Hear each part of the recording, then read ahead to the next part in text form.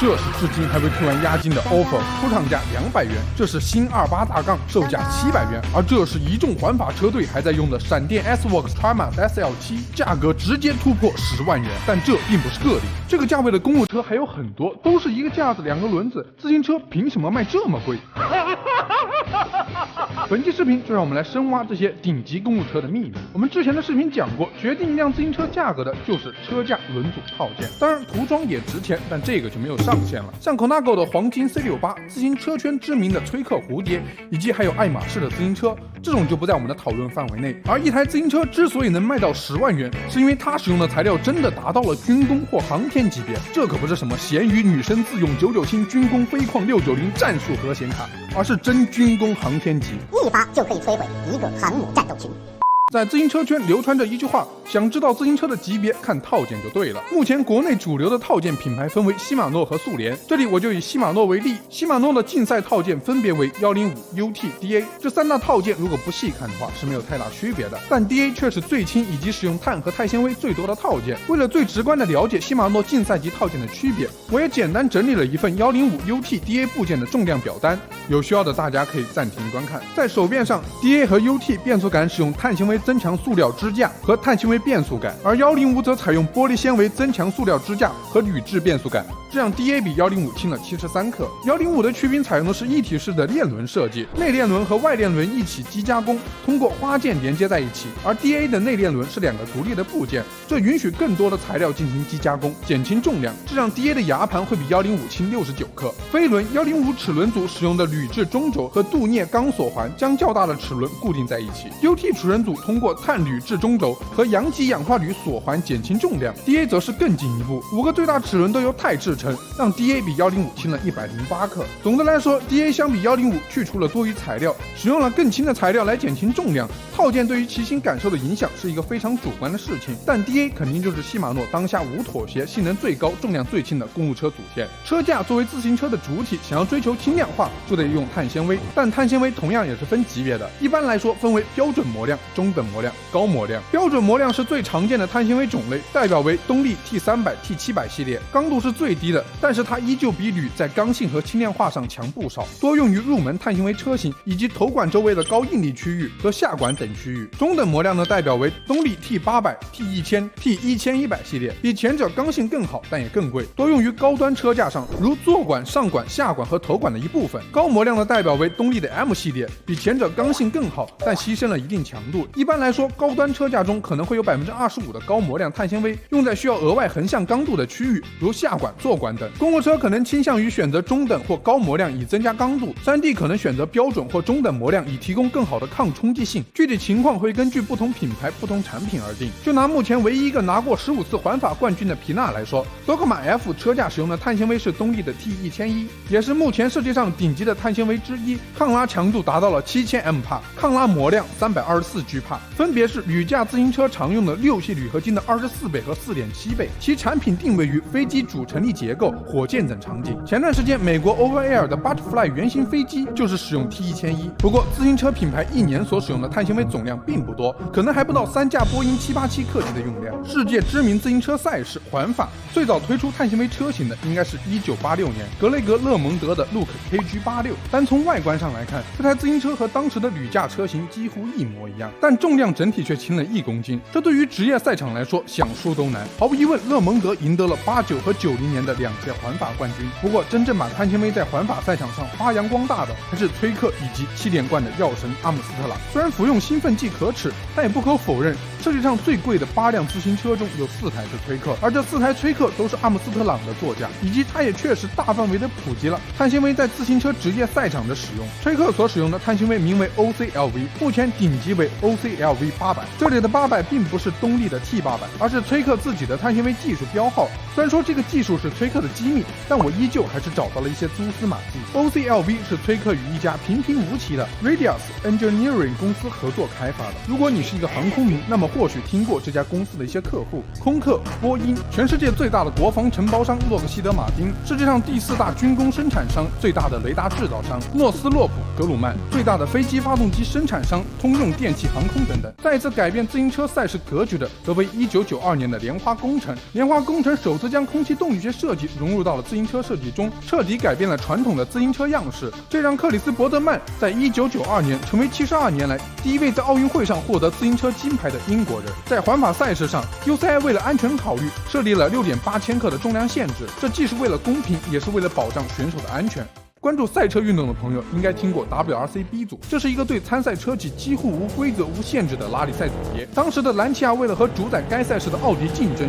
就尝试各种方式进行偷轻，甚至在防滚架上动手脚。一般来说，赛车的防滚架都是钢材，但是兰奇亚为了偷轻，使用了相对更轻也更软的铝材，将选手的安全抛之脑后。最终 B 组也因为赛车事故，最终被国际汽联取消。但以目前的技术水平，还是能在保证安全的情况下，将重量控制在6.8千克以内的。比如闪电就为此推出了 Essos 车型，使用的便是闪电自家的 FACT 碳纤维技术，其中12R 为最高级别，将整车重量做到了5.9到6.4千克。在我浏览这些顶级自行车品牌的官网的时候，发现一个自行车的新品类——电踏车。就连环法之王皮纳也有电踏车系列 Nitro， 说明未来电踏车肯定也是主流的自行车车型之一。像自行车王国荷兰，在2年前电助力的渗透率就超50%，这个品类最近也开始在国内涌现。核心原因是经济水平到了。如果我们把整个欧洲的 GDP 拉出来，就会发现人均 GDP 略低的法国、意大利整体电助力渗透率就是比荷兰、瑞士更低。在2019年的时候，国际自行车联盟 UCI 也将电助力山地车列为世界杯赛程一部分。前段时间在西班牙的 WES 赛段上，一辆搭载8方 M510的整车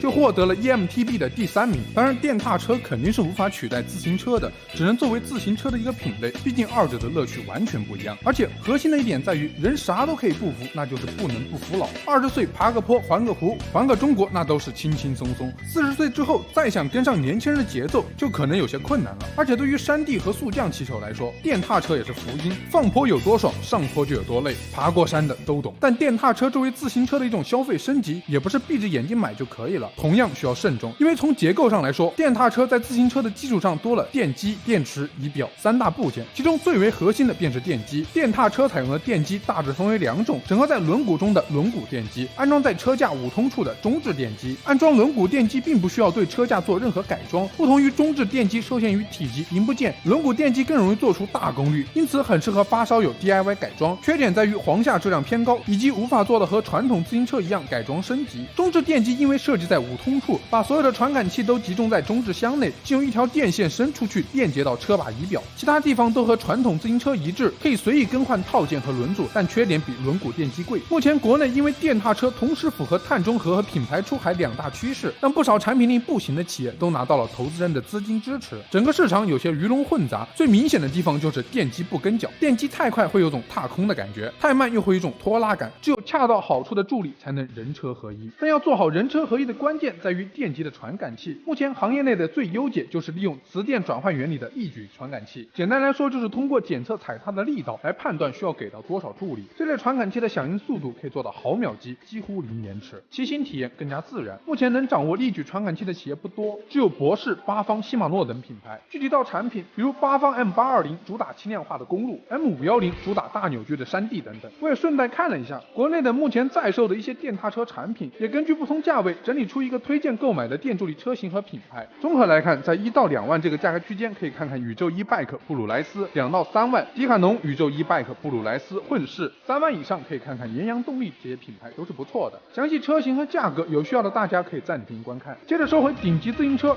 只要我们时速超过了25公里每小时，最大的阻力便是风阻。风阻与物体表面积、风速、物体形状紧密相关，所以轮组的形状尤为重要。车轮在转动的过程中，气流会从轮组中高速穿过。传统轮组因为没有针对空气动力学进行优化，截面是平整的，受力面积更大，但是碳纤维的可塑性极强，可以做成刀型设计的同时，重量还能更轻盈，阻力系数更小，破风高速巡航能力强。就拿闪电的顶级旅人 Rover Control 一对1690克，而 Rover Rapide CLX 1400克，足足轻了290克。轮组作为簧下质量的一部分，对于爬坡时体验的提升还是非常明显的。可能从入门碳轮升级到顶级碳轮，在感觉上来说没有那么大的提升，但是旅人换成碳轮的提升还是非常明显的，这也是不少进阶骑手首选更换轮组的原因。这里我也放一张图，是众多轮组在风洞测试的数据表，可以非常明显的看出不同的轮组在理想条件下的测试成绩，可以作为大家的参考之一。之前我也和高端自行车店进行访谈，并且也走访了线下龙头碳纤维工厂，负责人对我说，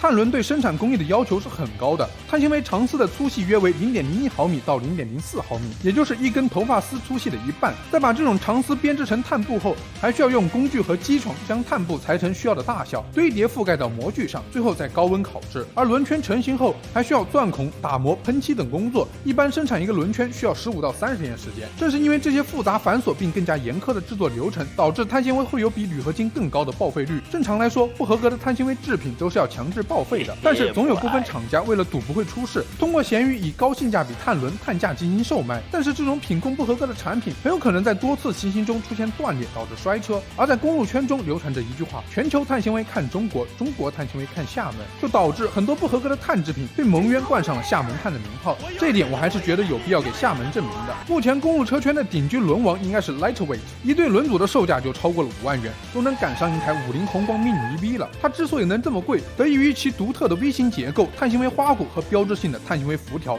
以及超轻的重量。而且老王为了确保自己独一无二的地位，放弃了申请专利。这是不是很难理解？但人家确实就是这么干的，因为申请专利就需要披露产品的制作方式，这就给了别人绕过专利的可能性。当然，不申请专利也和老王使用的碳纤维是军工级别的有关。老王隶属于 Whistler 集团，主要生产复合材料制品。该集团分为航空部门、农业部门、自行车运动部门。航空部门可以承接一些政府的卫星项目，来获取部分其他企业难以获得的材料。自行车部门便用这些材料制作出了 Lightweight。当然，顶级自行车除了材料好以外，各自的顶尖技术也同样重要。比如推克马东标志型的大洞，在视频的前半部分我就有说过，骑行最大的阻力来自于空气阻力，而这些阻力主要来自于骑手后面的川流、尾流和低压涡流。通常腿部的运动会导致坐杆区域周围的空气产生大量川流，其中很多会溢出到腿部周围，增加了那个至关重要的尾流大小。而吹克的这个洞的目的是为了将骑手前方快速移动的空气引导到紧挨着骑手后方的低压区域和缓慢移动的空气中，